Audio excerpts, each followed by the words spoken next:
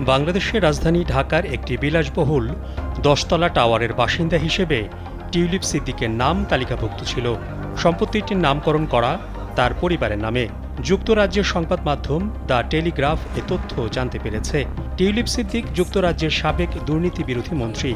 তিনি দেশটির ক্ষমতাসীন লেবার পার্টির পার্লামেন্ট সদস্য।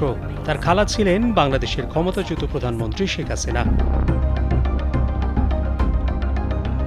ঢাকার কর্মকর্তাদের ধারণা, সিদ্দিকস নামে ঢাকার এই অ্যাপার্টমেন্ট কমপ্লেক্স ২০১৪ সালে টিউলিপের স্থায়ী ঠিকানা ছিল। তখন তিনি যুক্তরাজ্যের উত্তর লন্ডনের ক্যামডেনের কাউন্সিলর ছিলেন।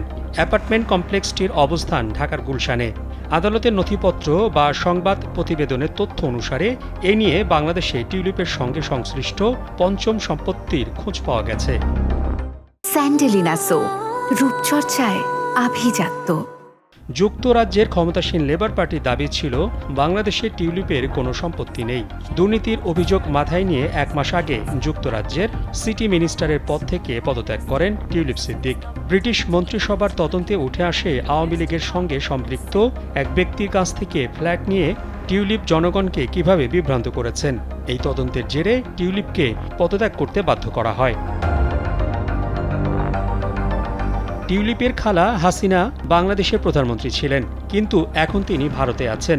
বিক্ষোভ দমনে ১৫০০ মানুষ নিহতের ঘটনায় গত আগস্টে তিনি ক্ষমতাচ্যুত হন। হাসিনা শাসনামলে বিরোধীদের উপর হামলা, গ্রেফতার এবং গোপনে কারাগারে বন্দী করার অভিযোগ রয়েছে।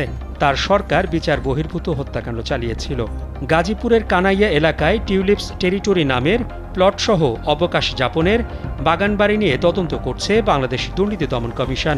এ তথ্য সামনে আসার একদিন পর গুলশানের সম্পত্তির সঙ্গে টিউলিপের যোগসূত্রে তথ্য জানতে পারে দ্য টেলিগ্রাফ। একটি আনুষ্ঠানিক নথিতে দেখা যায় গুলশানের সম্পত্তিটি নিজের বর্তমান ও স্থায়ী উভয় ঠিকানা হিসেবে ব্যবহার করেছেন সেদেশের স্থায়ী নাগরিক টিউলিপ।